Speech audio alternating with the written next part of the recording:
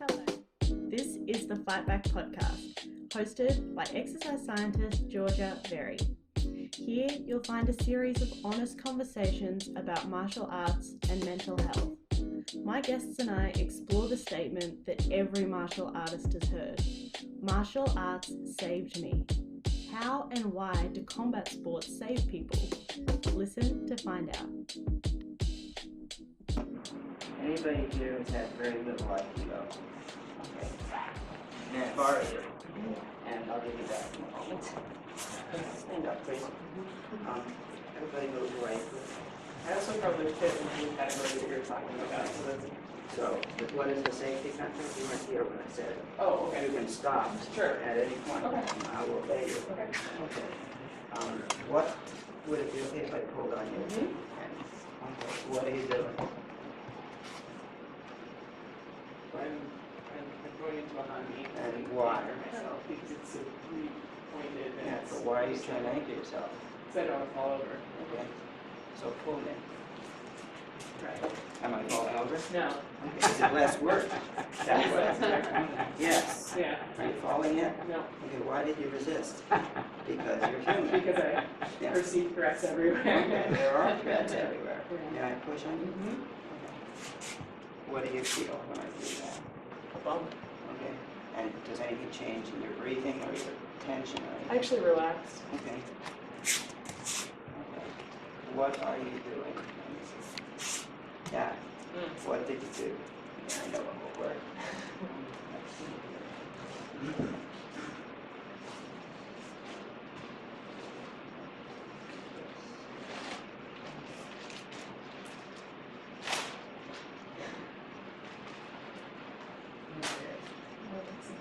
Yes.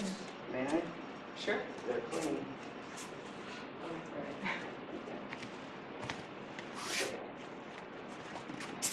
What did you do? Like, And what else?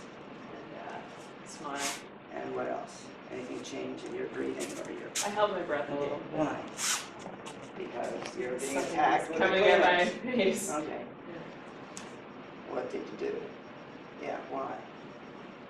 Because that's what we do. Yeah. We let your tongue hang loose, let the core hang loose, shine, be happy inside, feel your feet ready to move you. Yeah, good. What did you do that time? Moved with the neck. Okay, and did you stop your breathing? I don't know what I did with my breathing. Did you? Yeah, I held it. What did you do with your eyebrows? That. Okay. Let everything hang and soften. Okay? Yeah, there you go. Let it soften. Okay. That's it. How did that feel? Much better. Okay. What did you feel inside? It's hard to articulate. Yes, of course. Yeah. If it were easy, we'd all be articulating it. Right. I actually felt like I wasn't having to fight you, but I wasn't being taken advantage of. Right. That's good, I guess. Okay, help me. Help me go where I want to go. Don't attack my hand with your shoulder. Okay. But help me go where I want to go. Help me go where I want to go. Yes. Okay. And move. Just move. Just move. Good off. Yeah. Move. Yeah. Turn. Right. Okay. Are you doing the 5 things, or as many of them as you can remember? Not in that Okay. way. It doesn't matter. Soften the core and shine. Okay, good. Yeah. Movement. Okay, hold me and move me somewhere. Yes. Good. Turn. Yes. Take me down. Yes. Okay. Turn. Move. Yeah, good. Doesn't matter. Just, are you happy? Actually, yeah. Okay. I'm going to choke you. Move. Yeah. Yes. Okay. I'm going to get you from behind. I'm going to try. Yeah. Turn. Yeah. Okay. Take me down. Are you happy? I am. Are you standing up? Yeah. Turn. And take me somewhere. Yes. Okay. Right. Turn. Yeah. How do you feel? I feel playful, which is something I very, very rarely experience. Right. You're playing with power and flow. Yeah. See what I mean? I don't start by teaching them techniques. I teach them how to have fun with the flow. Notice that if you've seen any Aikido, she's inventing most of the basic moves because I'm feeding her a clear trajectory. So she has to go there and she feels it and Then I can say, now you did this and let's make it a little better. But my first job is to get people to feel joy in the attack defense situation. Can we use this video in the episode? Can this be part of the podcast? Yeah. You've got it. It's on the video that I sent. Great. I think it's, let me see. I know where it is. It's probably called Help Me Aikido or something of the sort. If you can't find it, oh, there it is. It's about 1 hour and 2 minutes in. Perfect. If that's what those numbers mean. Yeah, I think so. Great. All right, well, that was a different introduction than I would normally have into the podcast. So welcome everyone to Paul Linden, who I am quickly learning is a very different kind of human being. Paul is an Aikido instructor, has been for, how long, Paul? 50 years? Been practicing and teaching for 50 years, yes. 50 years, and has had the trauma-informed lens on that practice for 25 years? About that. I think my first article was in 82 or something of the sort on trauma. Amazing. And so Paul is one of the first people to, I think, would be one of the first people to bring this trauma-informed lens in. He has a philosophy background, so a very interesting person to speak to about all these type of things. I'm just going to pull this screen off so we can see us. Sure. I think you might have to stop the share. Oh, I can. There we go. Perfect. All right. So when I say to you, people always say martial arts saved me, Aikido saved me. Paul, why is that? Because martial arts give us something that very little else can. I just this last week started to understand American football. I realized that if you take away the techniques, and some of them are brilliant movers, their basic pattern is to get used to being hit and hitting back and to keep going. That's what a lot of the hard style arts teach directly. The soft arts teach it much the same way, but in a totally different way. So I think, well, I was on a panel on resilience, and somebody asked, how do you define resilience? And I said, the old Timex watch commercial, takes a licking and keeps on ticking. That's fighting spirit. So I think the martial arts, if you look at the sports like football or ballet or whatever, most of them are after excellence, and the very best perform and everybody else watches them. In the martial arts, especially in the traditional martial arts, I believe, there's a feeling that martial arts are not for the best. It's not a sport, it's not for the elite, it's for everybody to make them safer and better people.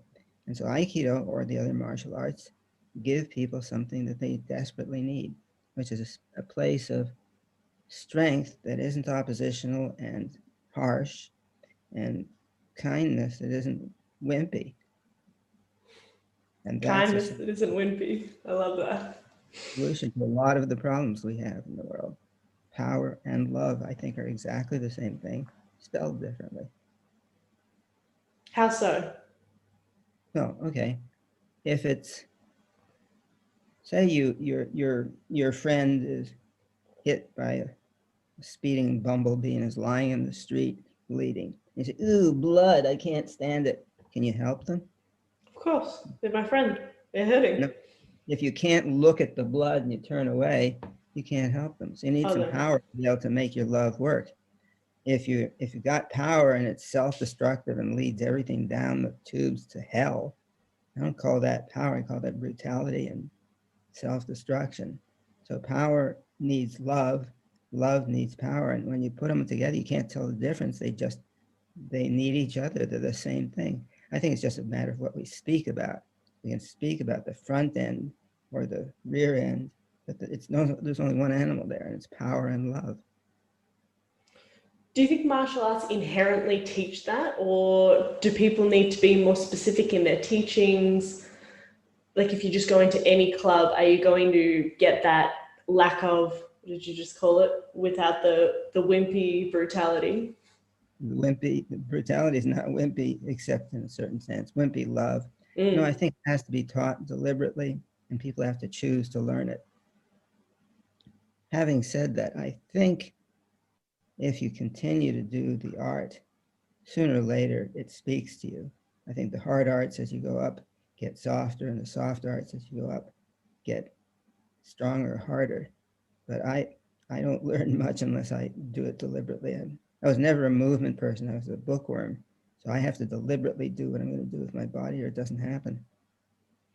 I've thought about this a lot lately. What do you think it is that helps people or causes the end result of long-term martial arts training to be the kind of person who has arrived at some form of that enlightenment around respect and, you know, humility and all the things that martial arts teach? Is it that martial arts teach that and they mold everybody into that type of fit, or is it that the people who inherently have those attributes are the only kind of people that will stay in a martial art? Yes, The second? the both. The both. Okay, I think in a way, how can I say it? Okay, I've had Parkinson's disease for 18 years. I'm still more or less functional, more or less rational upon occasion, but it teaches you something. I wrote an essay called Parkinson's, My Best Attacker. It's always with me, and I always have the choice. Do I let it take over? Do I feel resentment for it? Or do I just keep calm and do what I can do? And I think if you keep practicing the martial arts, you get to a place where you build up enough power to be able to realize how weak we really all are. And then we're all in the same boat. You want to help people instead of hurting them. But if you feel tough, then you're cutting yourself off from yourself and from others. If you feel the power that one of the tactics in Aikido is to yield, to go along with. It doesn't mean to surrender. But I find the quickest way to deal with an attacker is to say, you know, you're much better than I am. I don't want to fight you. And they mostly just don't bother, because who needs to fight somebody who won't fight back? I will if I need to, but I don't tell them that. I'd far prefer they walk away saying, well, that little old man isn't much of an artist. And so if martial arts teaches that and it has that so inherent in it, what do you think, and we were talking about this the other day, how can the community approach this divide between martial arts is a violent thing, what we see on TV in people fighting in cages, etc., that's a violent thing, and learning martial arts is a peaceful thing, which seem like polar opposites? How do we continue to ensure that that message is being received in our way of seeing it? Well, I think the basic problem, I once saw a debate, is Aikido a martial art or not? And the problem is neither side defined their terms. If they had said what they considered a martial art to be, the debate would have been over in 3 minutes. According to this definition, yes. According to that definition, no. So the question is, what is violence? And I won't put you on the spot unless you especially want to be on the spot. How would you define violence? I would define it probably differently. I don't know. I would define violence as, violence isn't brutality. I would define violence as an act that exceeds the necessary restraint for the situation. That sounds like a good definition to me. So if it doesn't exceed the necessary use, then it's not violent. And so can you kill somebody non-violently? Yes, if they set up the situation in which you have no choice but to kill them, but you feel kindness and compassion and sorrow. You're not doing it because you enjoy it, you're doing it because they needed it. And so I would call that non-violent. The way I explain this to people who don't understand how that's possible, you're going for a walk in the woods, you see this lovely dog, comes up, do you want to pet it? I forgot to tell you, it has rabies. Do you pet it? No. Would you shoot it? I would, because it'll die anyway in terrible pain and infect other animals. So would you hate it? No, you'd feel sorry. You'd feel compassion and pity, and you'd kill it. So it is possible. It's damn hard to do. Yeah, I love that. How did you get into this whole trauma-informed space? Well, I was walking across the parking lot at a shopping center here in Columbus, Ohio, where I live. This woman stopped me and said, "Who are you? You don't walk like anybody I've ever seen." And she was picking up that I was some kind of hybrid fusion between Japanese cultural model of walking and the Western. And so I explained what I did, and I said, I teach self-defense and Aikido, and black belt in karate as well. And she said, I'm a psychologist, and I deal mostly with women who've been abused. Would this help them? I said, I don't know. I've taught self-defense, but I've never taught what you're speaking about. So she said, I'll send you 6, and we'll see. 10 minutes into the first group, I said, I had my aha. This is what I've been training myself in. This is what I've waited for, to apply all of the things that I've learned, everything from my bad jokes to self-defense to philosophy of science, in the service of people who've been traumatized. Not just women, but it was the aha. If I had known what I was going to do with all this stuff, I would have trained myself exactly the way I did. And so I've done that for 25, 30 years now. Now I'm starting to try to go into more peacemaking, prevent some trauma before it gets started, and social justice and all that. That's the same thing. What was different in that class? Did you do anything differently to the way that you had been teaching? Yes and no. The difference was that I had to be very careful. And if I was working with one person, I had to keep my eyes on everybody else. Because if that person said, well, this big turtle bit me on the toe, 3 other people will say, oh my God, I had a turtle bite me on the toe too, and they'll flip out. So I had to sort of regulate everybody's body and know what was going on. And I realized that I shouldn't get into the deep work till I first taught them some preparatory centering. So I'd throw tissues at them or bark. May I bark at you? Ruff, ruff. What did you do when I barked at you? I laughed. And anything else? No, I don't think I held my breath that time. Good. Okay, that's where we're going. If you can deal with this weird guy getting in your face and barking, then you're ready for the next step. So I'd take them through a series of things. One of them is, you have too many noses, which is an interesting attack. They know it's dumb and it's silly and funny, but when I get in their face and yell at them, their body says, oh my God, he's yelling. So I'd take them through a series of gradually increasing attacks until, which really had nothing to do with the attack they actually suffered. And then when they have a generic kind of all-purpose power, then they could do their therapy more easily. They could talk about what happened to them without practicing being a victim to it again. And then we could start working on the deep stuff. But what was different was that I couldn't just say, okay, today we're going to work on a choke. Because if I choke them, somebody's head would fall off. I have to come up with very, very specific stepwise progressions. What are some of the other things that you're watching for when you're keeping an eye on the class? What are you looking out for? Looking out for emotions that seem to be not commensurate with the situation. If I'm throwing tissues at somebody and they're climbing up the walls, I know it's not the tissue, but it's that kind of thing. It's something that isn't quite present oriented. I'll give you an example. Yes. The first time I ever encountered anything like this, and now I know what I was stepping in. At the time, I hadn't a clue. I was working with a woman on the Aikido skill, the unbendable arm, that extension strengthens your arm. And I said, okay, reach out and touch the flower on the wall. And she could do that. And I'd push on her wrist and her elbow would not bend. Then I said, okay, now when I let go, you still feel that extension, right? She said, no. I thought, okay, how am I going to get her to know? Okay, this is not something you do. As you start getting it, it becomes a constant thing. It's how you use your body. You're always open and extending.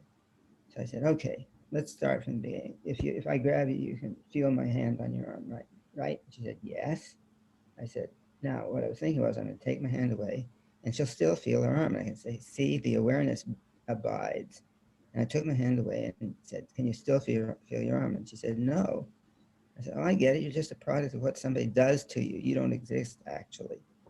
which was true, but I hadn't a clue what I was stepping in, and I didn't know what I had said or what it meant. It was just interesting.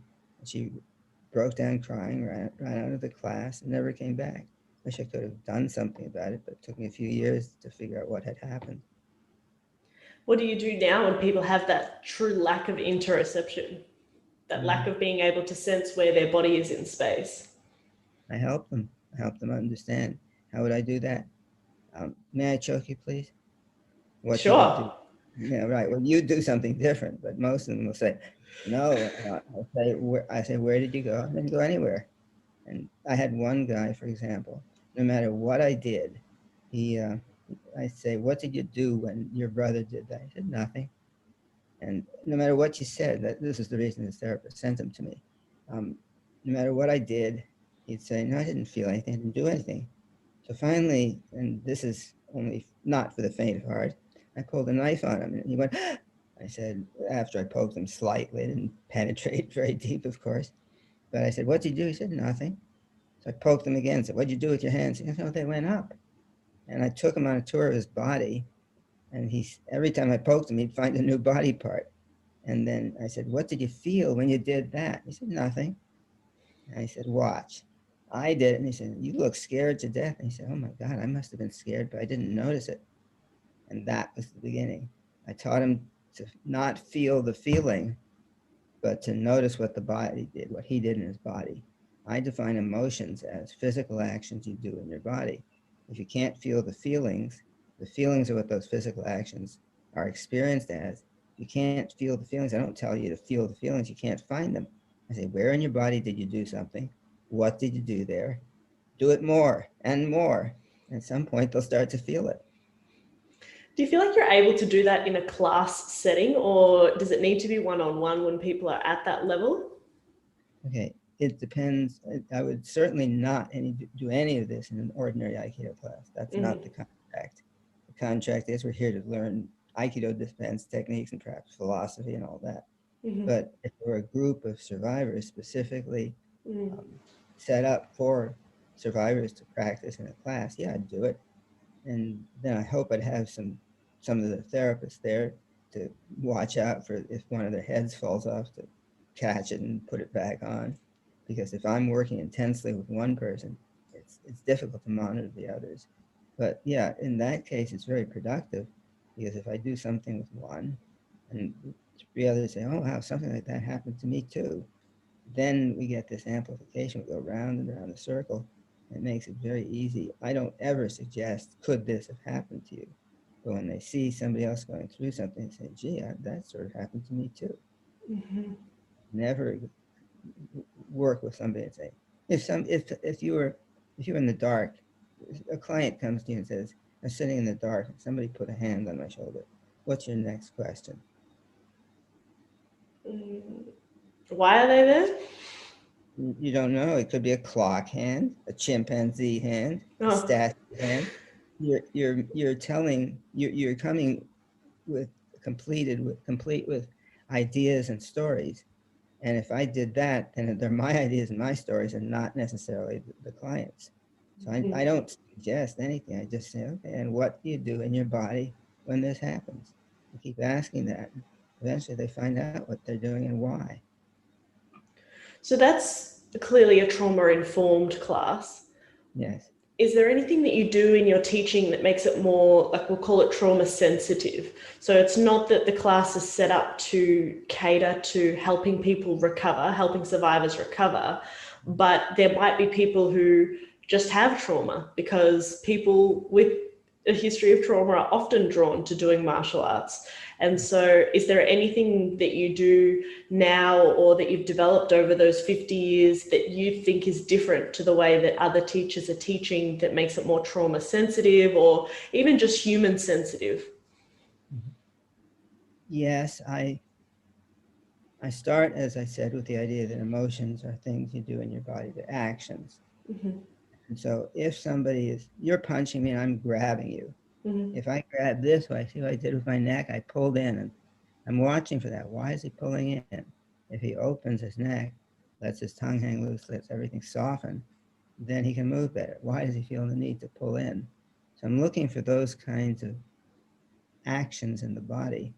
And if I spot them, then I'll come over and say, why don't you come over and work with me for a few moments? And I'll take them aside, see what's happening. It might just be they had a whiplash injury or something. It could be very trivial in a way, and it could also be a clue to something very deep. It's not that I'm teaching a trauma-sensitive class. I'm just trying to be sensitive to the people in front of me. Mm. And I've often said, okay, you can cry if you want. I've had plenty of black belts cry on the mat, but don't stop protecting yourself. So they don't have to feel ashamed of anything they're feeling, but they're not allowed to stop fighting. Do you think that that's appropriate to all martial arts, the loose mouth thing? So, for example, when I'm fighting, I wear a mouth guard and I bite down on the mouthpiece to keep it. Yeah. Well, not even to keep it in place, because mine is designed by a dentist, so it stays in place. But I guess there's a perception, and it's a saying, right? Bite down on your mouthpiece and just keep fighting. It's kind of like grit your teeth and bear it, which is it the opposite of what you're saying is the way to fight? I don't know. Let's try something. Okay. What I'd like to do is bite down with your teeth, clench your jaw. Mm-hmm. Now conduct an orchestra.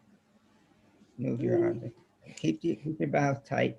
Mm-hmm. Now keep conducting and loosen your jaw, loosen your teeth. What does that do to your shoulders and the movement? Yeah, it makes it flowier. Okay. Is that good or bad? I don't know. I don't know all martial arts. I barely know the Aikido and the karate that I've studied. Is it useful all the time? I don't know. It depends what your purpose is. So I imagine there are plenty of reasons to keep your teeth clenched, but then how can you throw a good punch if your teeth are clenched? Well, I think it lends to this idea of the antagonist agonist muscle in a joint being like, for my bicep, the agonist, right, is going to flex the bicep, and the antagonist is the tricep, which is going to extend it. Right. And when we put 100% effort into something, our brain recruits everything. So if I go to punch, it's going to recruit my tricep, which extends my elbow to punch, and my bicep, which is a break. Which pulls the power out. Yeah. So I wonder if having the looser mouth helps you come to that 90% where the power or the restraint system is removed and the end product is a more powerful punch. I believe it does. In Aikido terms, it certainly does. I think that's what you've seen, the unbendable arm, haven't you? I haven't. Tohei Sensei came up with this. You put somebody's arm out and you either put it on your shoulder or grab the wrist and their shoulder, and you bear down. I'm 5'6", or at least I used to be. I'm smaller than that now. I've taken big guys, put my hand on the shoulder. They hang all their weight on my elbow and they can't bend me because I'm not resisting. I'm thinking of extending toward the wall or toward something far away. And when you do that, you cut out the agonist muscle, the antagonist muscles totally, and you've got nothing but the agonist muscle functioning. If I'm doing a demonstration, I want to show that I can bend somebody's arm and say, be stronger. And then they engage the antagonist muscle, steal energy from their whole system, and then I can bend them. Now, is that good or bad in other arts? I don't know. I don't know enough about all arts to know. I would say, see if I can do something tonight. If I'm punching, I punch like that, there's no power. If I flick, my meds are not quite on at the moment. But see, what I'm doing is extending. I'm not stopping. I don't think about bracing at any point or bringing it back.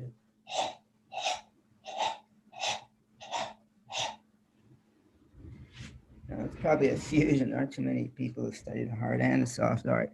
I figure if I didn't study both, I wouldn't understand the world of arts. But Aikido is my home. But even so, does that look different from the bracing that many people do at the end of their punch? Yeah, there's a handbrake there. See, I think there's this idea that's starting to become popular in sports psychology and in sport in general, we don't need to make people better or have more tools. We almost just need to take away all of the handbrakes that they've put in place, that they're holding themselves back from. It's not so much learn more, it's learn less. It's hold yourself back less. Is that something that you think you teach? Don't think so. I Mm-hmm. think what's natural for the human being is fear, anger, and numbness. Mm-hmm. And that's what we came equipped with, and that's what we've used all these centuries. Now it's getting us into real trouble because it's okay to be afraid. If you don't know what it is, you run from it or attack it or go numb and wait till it kills you. And Mm-hmm. that's okay if there's 20 of you in your family and you're in the middle of the woods 10,000 years ago. But with billions of us, it doesn't work. But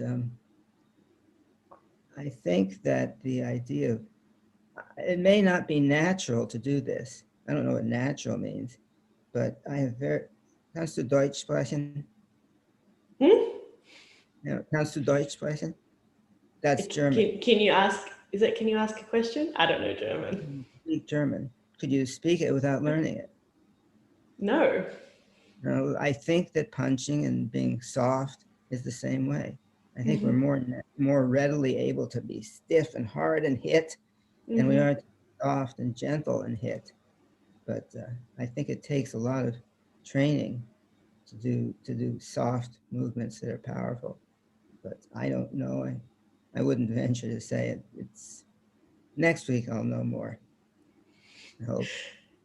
Do you think that that's a practice that extends beyond in the classroom? Oh, yes. I How was do you asked, teach people to do that? watch your body.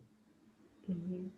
So I was invited to do a presentation at one point, and the person asked me to do something on a specific topic, and she said, "How would you approach that?" And I said, this, and this, and this.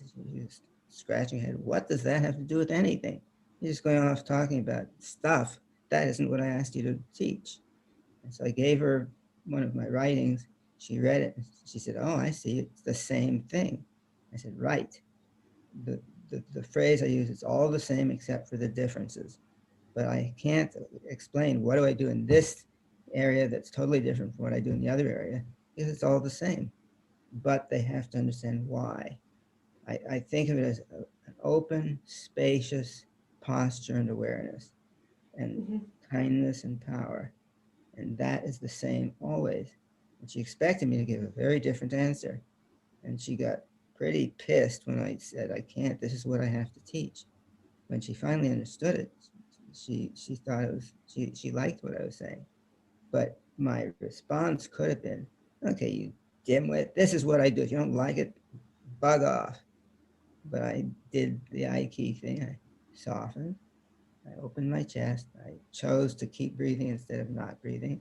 And I thought, how can I explain without blaming her? Because my initial feeling was, you don't understand. You've got a very narrow view of what this is about, lady. But I said, okay, wait. And I came up with a way of saying not that she is right or that I was right, but that our styles were different. And and we found a meeting place. By not attacking her, we both won. But I think that takes a lot of training. And so people in a martial arts setting, and you and I know this, and anyone who's trained will know this, that if you're in this fight or flight or anger mode while fighting, it's very difficult to be effective. But Right. then to continue to practice that outside of when you're training. So to go about your day to day and to monitor yourself and to notice, when is my voice speeding up? When is my body getting tense? Wait, That wait. is then when it integrates. You made a mistake. You spoke English. Your body is not getting tense. You are tensing your body. Ah. That's one of the things that the philosophy background has shown me. If Mm-hmm. your English is normal, you can't think certain thoughts.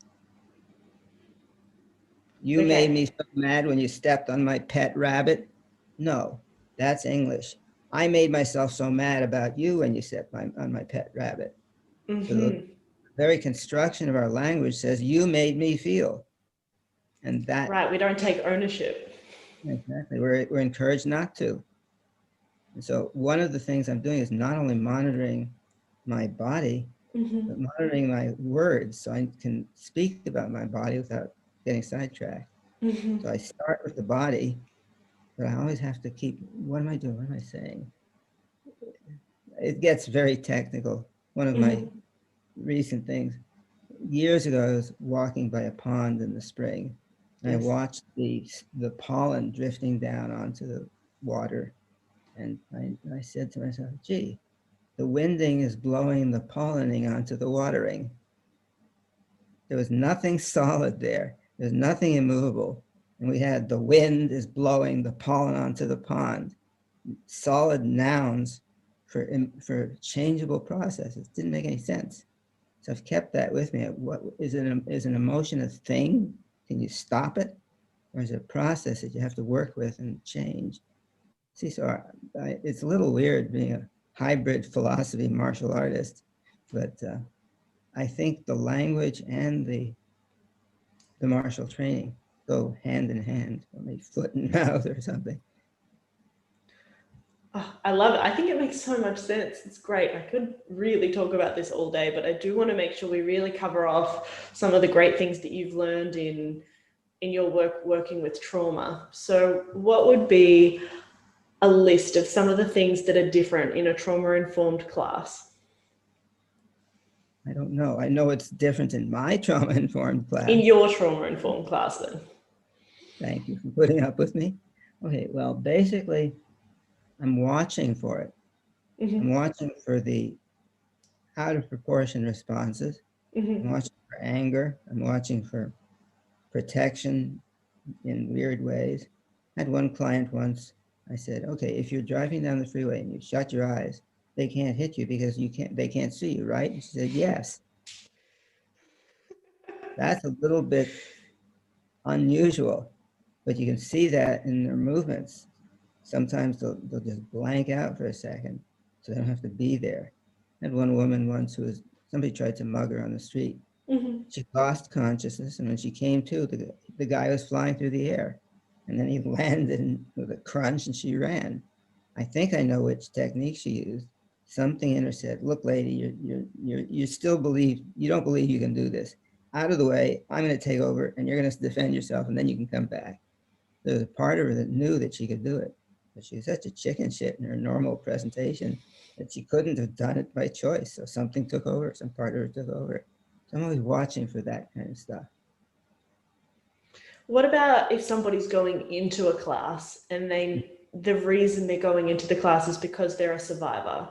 What are some of the things that they could expect that might happen to them?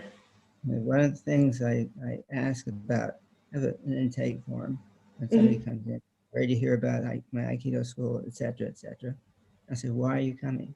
If they say something like that, I'll say, okay, many of my clients, many of other people's clients who are survivors have come to my classes, and they come and they say that they're lovely classes. I see you teaching very well. The people in your classes are lovely. But I can't stand being in a class for an hour where people are putting their hands on my body. So I'm saying, don't. Wait till it's the right time. If you want to come and persist, you can. I won't force you to do anything. You can sit off the mat every 10 minutes. You can do whatever you need to keep yourself safe. But don't feel bad about realizing that this is not what you need at this stage. Mm-hmm. Do what you need. So again, it's what I'm looking for. Trying to figure out, why are they there? How can I help them? It's really, really good advice. What about for instructors who are teaching and thinking they want to be more trauma sensitive to people who are coming in? I think that's a great place to start, is by asking them up front and making sure that you're on the same page, because, how empowering for someone to say, maybe this isn't the place for you. These could be some of the steps. And then when you're ready, you can come back in, and this isn't going to change in totality to be okay with where you're at right now. And that's not a bad thing, because what this is human to human contact, and that's a good thing. But it's not a good or a bad thing. It's just what it is, and you're not ready for it right now. But what else can instructors be thinking about doing to help make their dojo more trauma sensitive? It depends on the art, I guess. You notice in that brief video, before I did anything, before I touched her, I said, may I? I think I actually said, may I throw this at you when I threw the tissue at you, didn't I? Hope I did.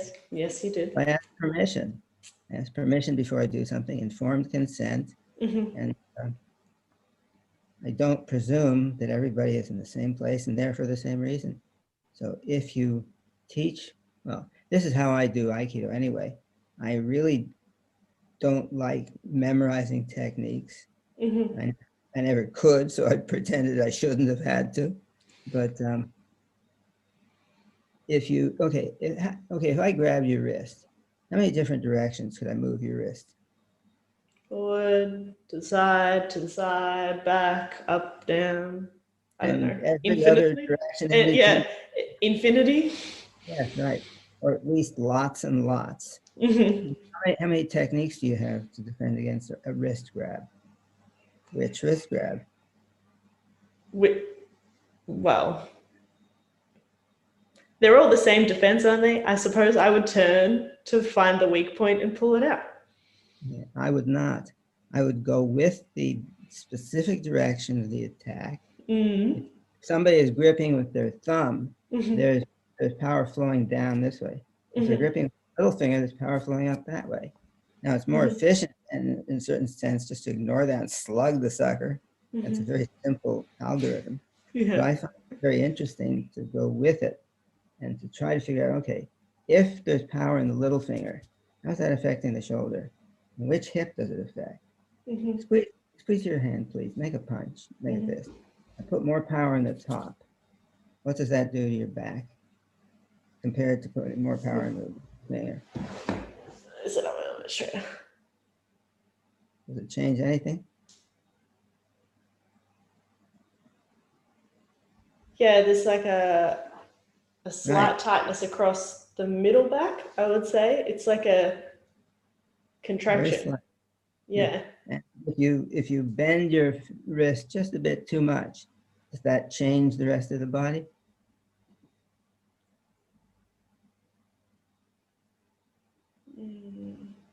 There you go. Feel?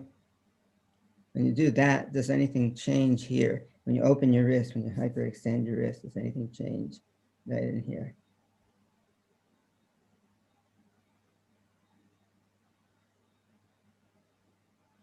Oh. Yeah, it does. Here. I have trained myself to be able to see that. You'll see in the video that I gave you, I'll walk up to somebody and just touch them someplace and they'll collapse. It's because I've trained myself over 50 years to spot those things. I can taste them. The example I usually use is a wine taster. I'm told they can tell what variety of grape it is, what year harvest, what all kinds of stuff. To me, wine is boiled grape juice. I can't tell the difference, but I haven't spent time learning. So for me, Aikido is about not memorizing techniques, but becoming so sensitive that you can taste what's going on inside the attacker and throw them with reserve to fall. That's hard. Maybe someday I'll achieve it. I've done it occasionally. But you see the difference. If the martial art is about winning and surviving the cage fight, maybe you don't care about that level of precision. You just want to slug the sucker and win. Or maybe you're willing to spend the extra 50 years it takes. Then when you go into the cage, you just do something soft and minimal and he falls down, nobody knows why. But it depends what your purposes are. Yeah. I'm thinking about it more specific to jiu-jitsu or to Brazilian jiu-jitsu, which I have dabbled in and I struggle with, mostly because I think I haven't spent the time learning to be able to check my ego. And so I want to win. And so I'm like tensing everything and I'm pushing hard. And in that single-minded focus, of course, I can't possibly be looking at what they're doing. I'm, barely present in what I'm doing. And so it's an interesting thing to try and carry to bring this present awareness to what we're doing all of the time. And not just because that's a great way to recover from trauma, is to keep people present and in their bodies, but because it makes us so much more effective at everything that we're trying to accomplish, regardless of whether we're trying to do a martial art or win a sport. Right, exactly. And that's why I've been able to, my first book was on computer ergonomics, the second book on trauma recovery. And I've had books on what peacemaking and articles on children with ADHD, all kinds of stuff. It's all the same except for the differences. And the differences are where you apply it. It's different from swing a golf club or take a swing at your boss, but up to the final moment when you're deciding what to do with all the awareness and the power, the training is exactly the same. So I can go in anywhere, do anything. It looks like I'm doing something different, but I'm doing the same thing. Just change the titles.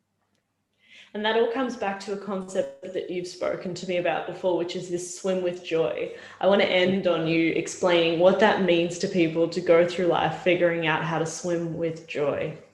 Okay. Trauma takes people into a place where there's no light and no joy, usually. And if they go to some practitioner and they work on their trauma and they talk about it, and they're essentially practicing being victims. You talk about what happened, you feel it in your body, and you strengthen that negative feeling.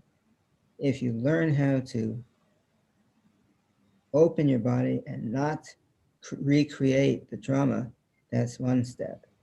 If you go to a situation where the person takes you through an awful lot of stuff and you don't re-experience the trauma anymore when you talk about it, and you can be very comfortable and very psychologically healthy. But if you don't revisit the actual trauma, especially if it's abuse, if you don't go through it again and win, then you haven't finished it. And if you win with gritted teeth and hate, then you certainly haven't finished it.